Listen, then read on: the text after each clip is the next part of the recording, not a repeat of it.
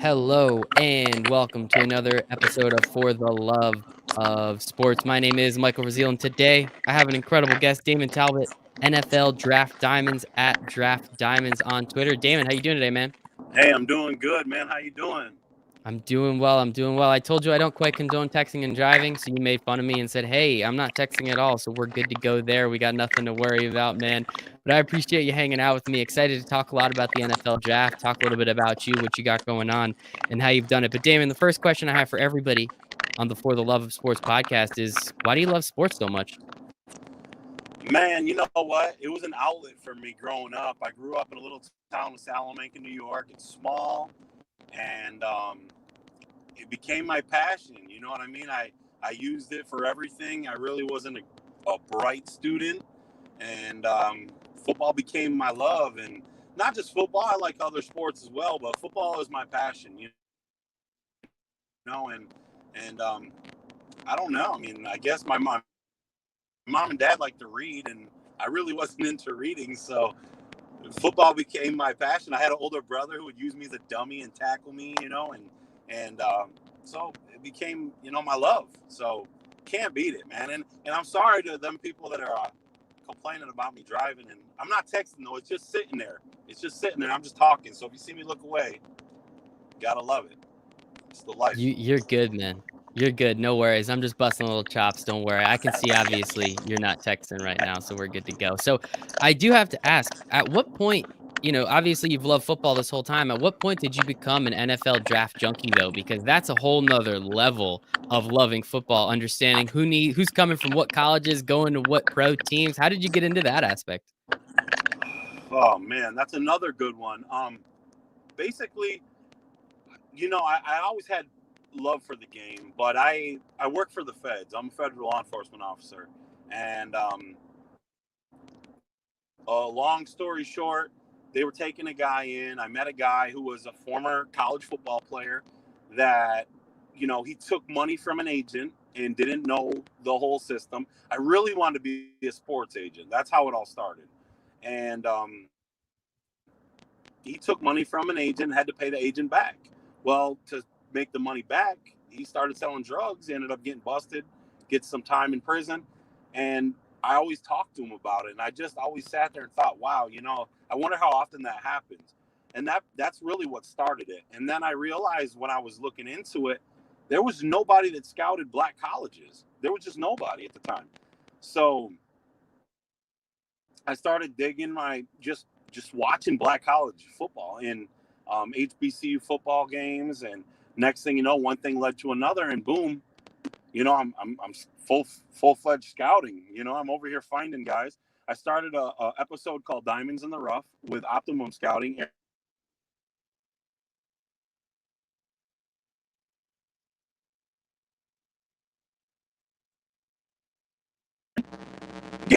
Gave me a moment, to try to get my name out there. And to make a long story short, that's how it all blossomed. I started off into that. I ended up going into bigger and better things, and I started my own company.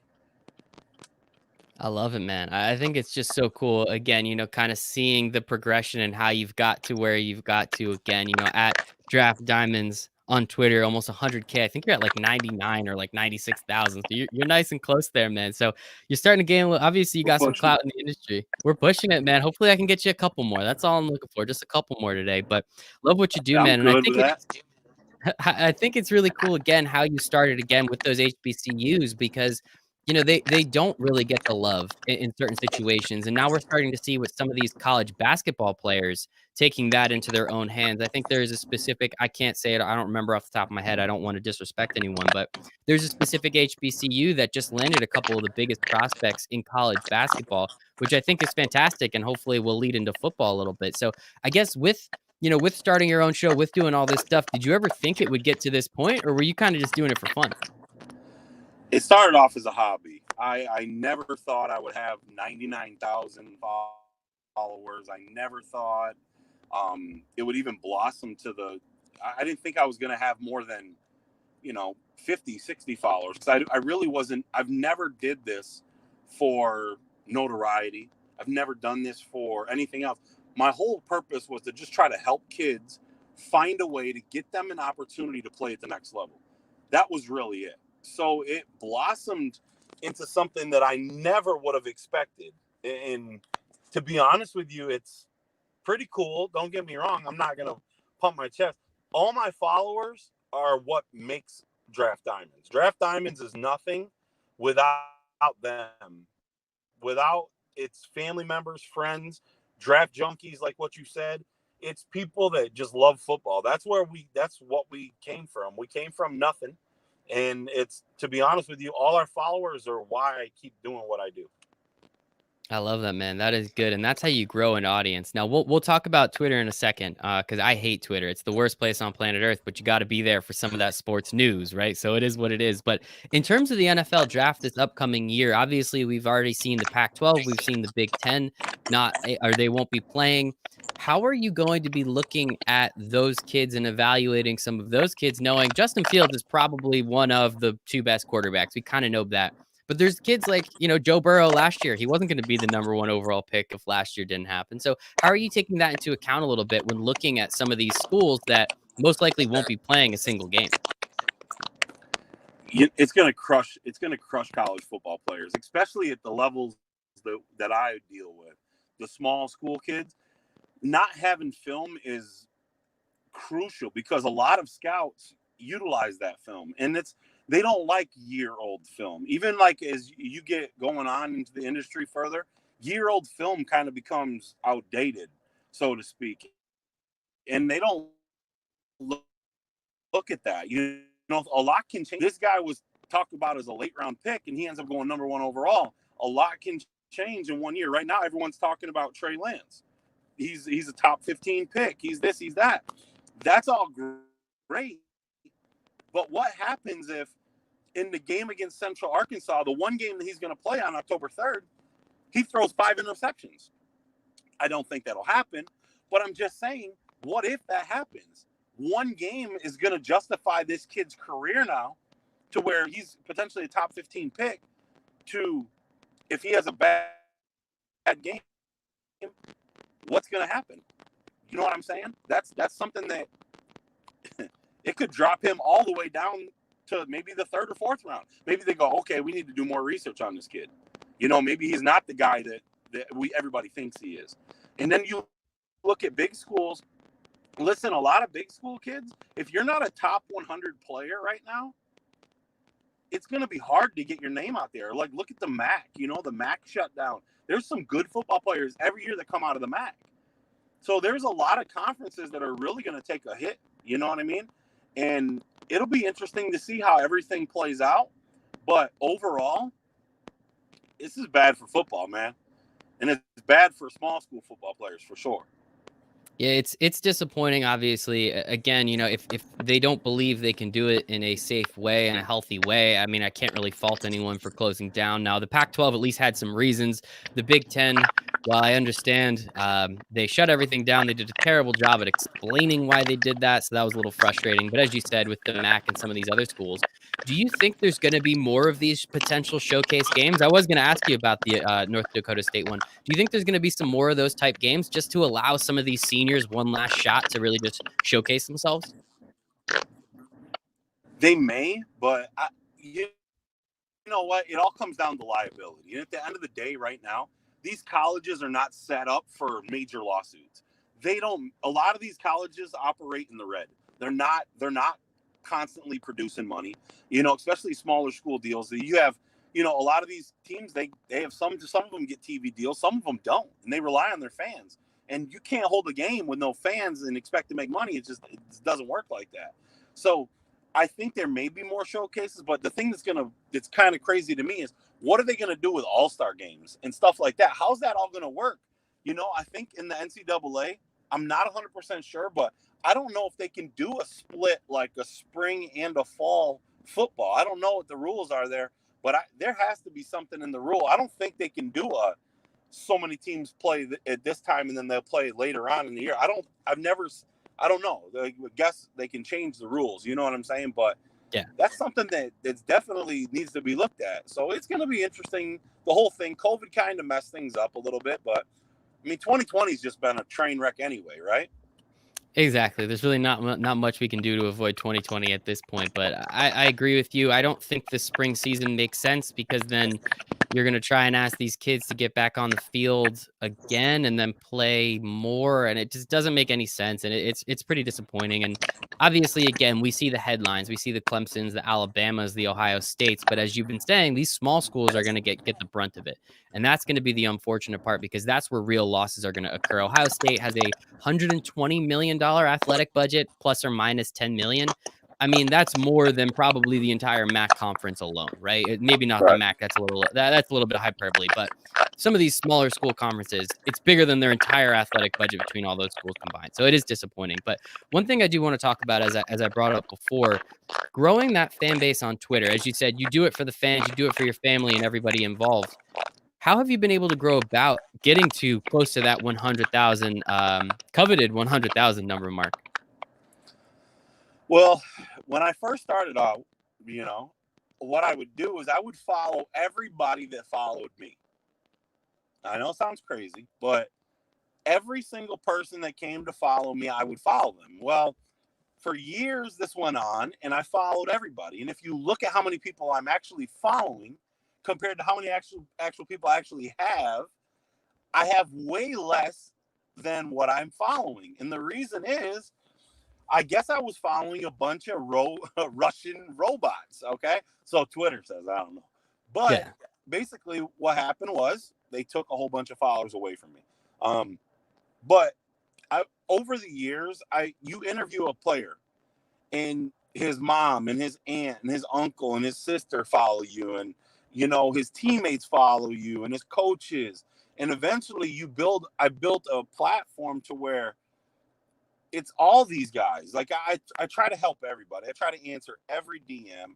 I try to do things the right way. It's not easy, but I think when you put your followers first, then that's everything. I love my followers, and I say that I do giveaways. I'll give stuff away, give away autograph merchandise, different things, because I believe deep down inside that they make our platform. They make Draft Diamonds. It's a great idea. It turned out to be a blessing, but at the end of the day, I mean, if I have 5 followers, I mean, what am I? You know what I mean? I'm So sure they you'd make. still do it because you love it, right? Yeah, I mean, I would still do it with 5 followers. They just get annoyed if it was just them 5. Well, don't worry. I have me and a couple of my friends. We equal 5 of those. So if you want to keep doing it, man, we'll keep paying attention. I promise you that right there. And with Twitter, there's Twitter is so great, but it is just so awful all at the same time. It is just filled with a bunch of negativity. It's a bunch of people hiding behind fake pictures and fake names and just spouting off saying whatever they want whenever they want with zero repercussion. How have you dealt with that aspect of Twitter, understanding how awful some people can be sometimes, really for no reason other than just to be trolls? Um, you know what? I mean, no matter if you're not being hated in something that you do, you're not doing it right. You Love know, it. and so for me, you have to be hated. It's okay to be hated. You know what I mean?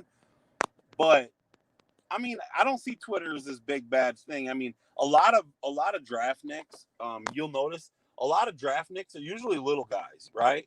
Like, if you ever noticed our draft crew is usually little guy. I'm not a little guy. Like, I'm a big dude, man. Like, I was a kicker in high school. Don't get it twisted. All right, I'm proud of being a kicker, but I'm sea bass kicker. You know what I'm saying? Like, I'm a big boy now.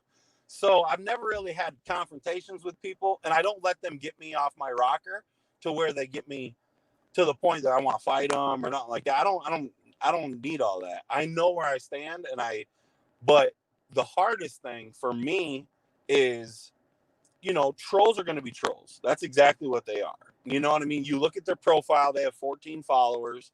They have somebody else's picture probably. They're probably catfishing me. They're the Russian robots that I lose when Twitter takes over. You know what I mean? So overall, I don't let them get to me, man. But for the real ones, I even if they do troll me, I can take criticism. I mean, you have to be in the business. I have to be able to take some criticism. I'm okay with that.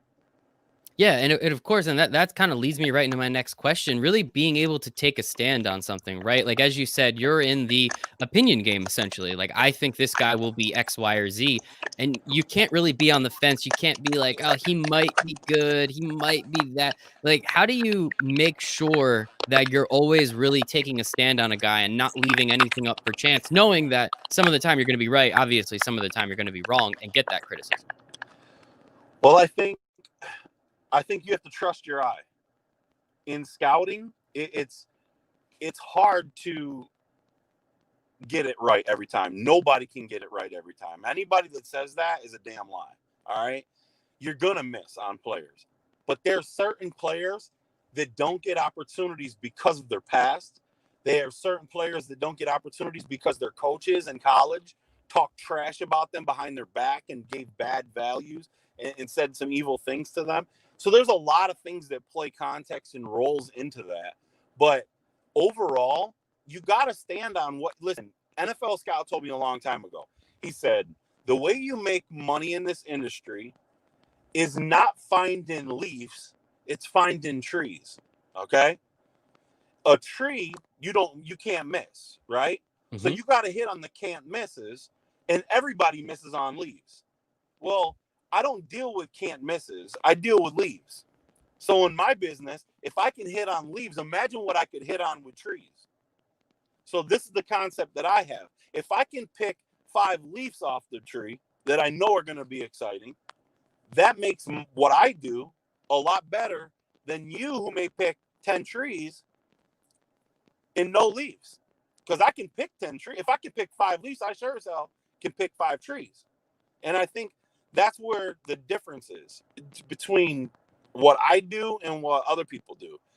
But if you don't stand on the table for a prospect, then all you're doing is you're not trusting your own eye. Hmm. You're going to miss. It's okay to miss. My favorite prospect in the entire 2019 NFL draft is sitting at home right now. Jonas Griffith. I don't care what anybody says. If any NFL team's watching this, they follow me on Twitter. You're a fool if you don't bring him in. That's all I'm going to tell you. Because he is by far, he takes the best angles. You can break down his film. You can look at everything. Jonas Griffith is a person that he'll make a 53-man roster. But people don't know him. He's an Indiana State kid.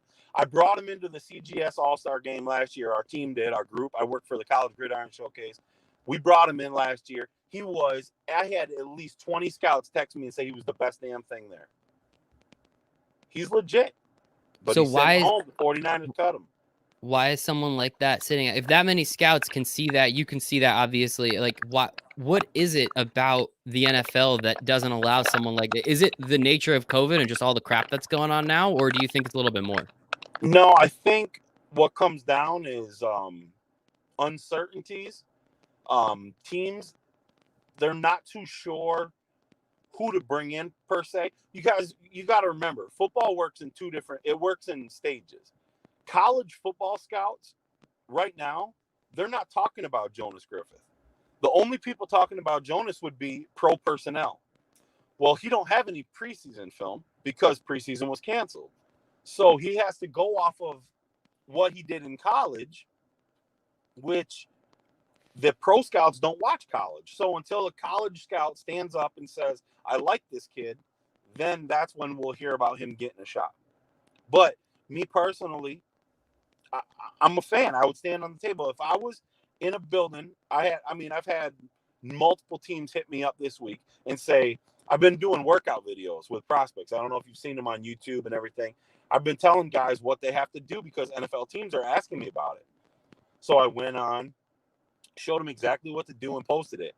I had multiple teams hit me up this week and they said, who's your favorite prospect out of all the ones you just did?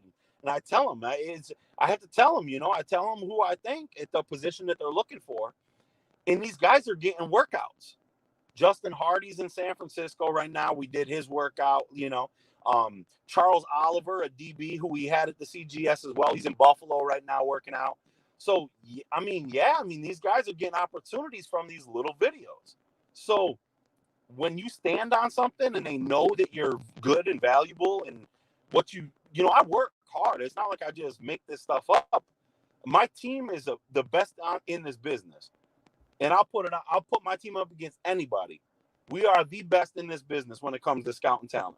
And at the end of the day, we prove it day in and day out. And I that's love not that, man. that's not cockiness. That's confidence, as Josh Hmm. Norman would say. I like that. Yes, that is very confident, man. And I appreciate the hell out of that. And as you said, you got into this because of that story about the young athlete that kind of got dicked over by that agent a little bit in the system. How cool is it to know now that from that conversation and those conversations, you're now able to help so many other people through your platform and help fulfill some of their dreams as well as enjoy yourself along the way. Well, that's what I told that kid. I told that kid that if I ever received an opportunity or a platform to do it, I would do it. And I would make sure that I did it to the fact where I help people. Did I think 10 years ago that I would have 99 point however many followers? No, I didn't. I didn't think that I would be where I'm at today. And don't get me wrong, I mean, this is a hobby still. This is not my full time. Like I don't need this to get by. Like I don't need money. I didn't do this for money. So when you're doing it for the right reasons and you're doing it to truly help people, then it doesn't have to be about money. I love that. I love that. But you're helping people along the way. You do it because you love it and you're having a friggin' blast. I think I am. that part's pretty great. So I have a question. So you said Jonas Griffin, you said was his name? Griffith, last name. Griffith. Yeah. What position does he play? He's an outside backer. Okay. Well, the Giants just lost Xavier McKinney for a couple weeks, unfortunately, for a broken foot. So I wouldn't mind if any Giant scouts out there watching us or listening when the podcast comes out, give this guy a look because we need a little bit of help all over that defense. So I don't care where it is. Yeah, I'll you take it guys just literally lost anywhere. David Mayo too to a torn Yep. meniscus. So Yep. So he's so gonna be you'd out a have little a while. spot open, Kevin Abrams. Calling him out by name too. I'll add him when we do this. When it comes out, I'll make sure to add him. It's not on you, man. It's on me. And then one last thing I want to talk about a little bit. With Twitter, especially, how often? Well, no, let's get off Twitter. I don't want to do that anymore. Breaking news. You just broke some news. I think it was this morning, right? On the XFL receiver that just signed with the Carolina Panthers. He was with PJ Walker, who is also on the Panthers, if I'm not mistaken. You broke that news, I think, at like 5 this morning. I saw that on Twitter. I thought it was kind of cool. Didn't think much of it. Then I think Tom Pelissero, Mike Garafolo, those NFL guys come out and they start breaking the news. Why aren't they giving you any love, man? What happened? They know you're there. It's not like they don't notice you. I don't know, man. I'm gonna be honest with you, man. I went on a little rant today, and I actually hit Tom up, and I had to apologize, man, because at the end of the day, man, that's not my character. But it's also frustrating.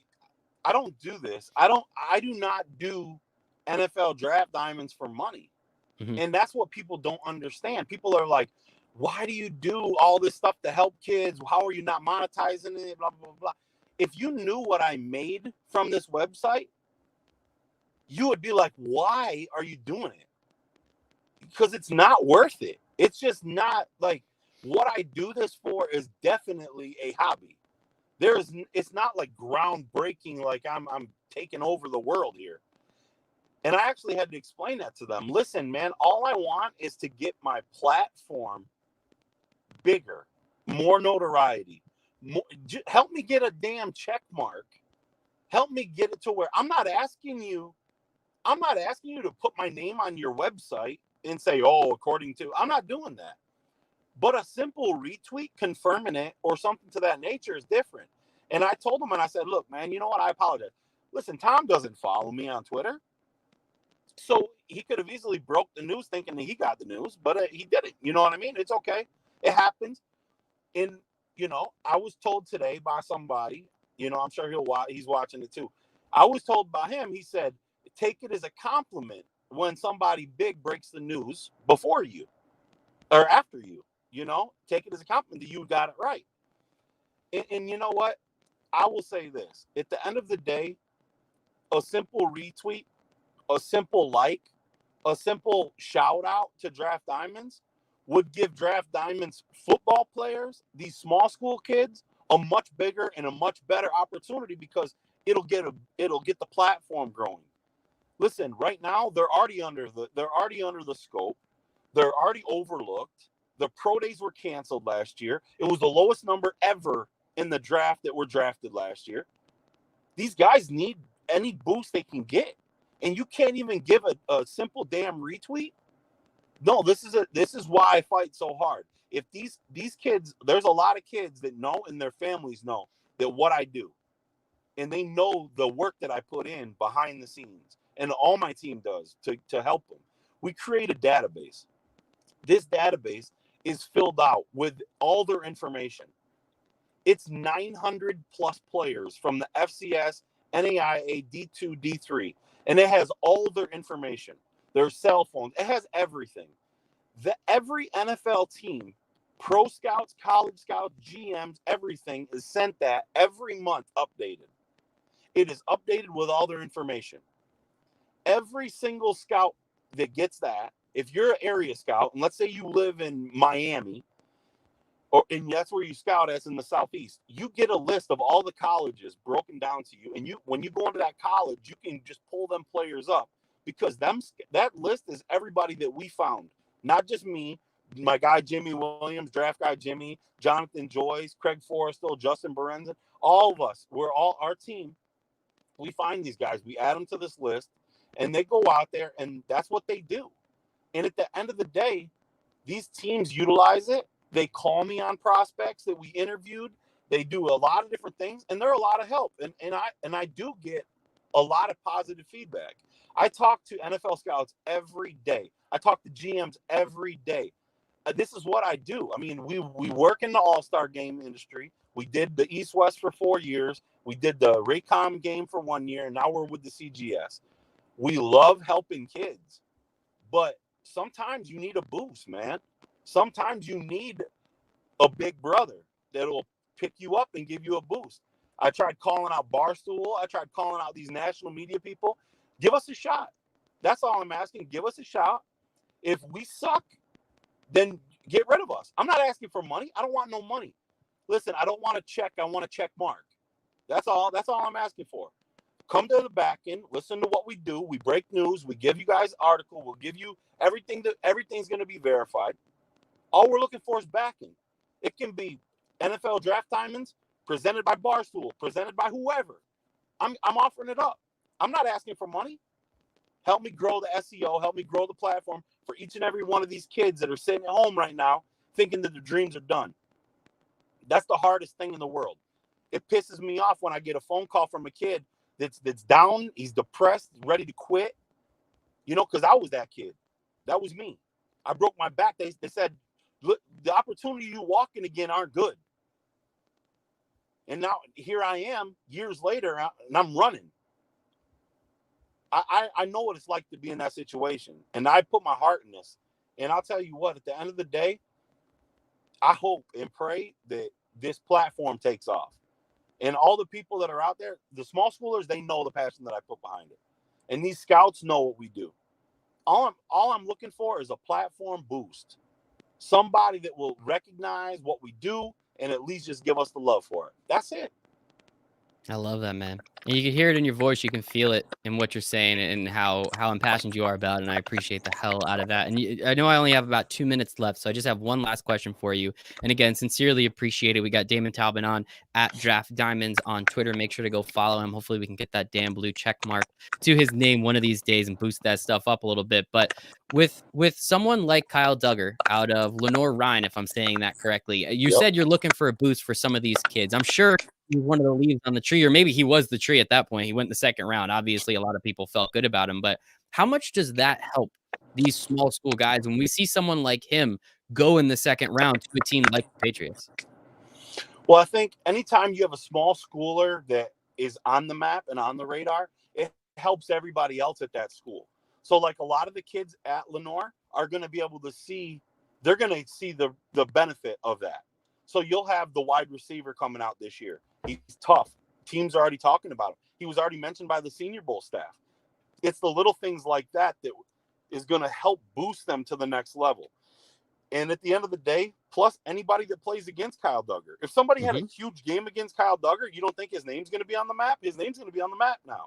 So there's always, listen, when it comes to scouting, it seems like a lot of people overlook the small schools Because let's be real. If you had an opportunity to go watch Alabama at Auburn, or you had an opportunity to go watch Jacksonville State at Samford, who are you going to watch? I'm going to watch. Yeah, I'm going to watch Bama. Beautiful. Yeah. Everybody's going to watch Bama, right? And I get it. But at Samford, you might miss out on a Devlin Hodges. You might miss out on a Jacksonville State. You might miss out on a Josh Pearson or a Saron Neal or one of them kids, or Zarek Cooper, who's the QB this year who came from Clemson. You're going to miss out. And there's some studs there that, because you didn't want to go to it. Everybody knows what Alabama players are doing already. They're trees. What about the Leafs? That's all I'm asking. I love it, man. You're incredible. Damond Talbot, one more time at Draft Diamonds. We're about 500 away from that 100K mark. So let's try and get in there, everybody. Really appreciate your time today, man. Thank you. Appreciate you, man. God bless, brother.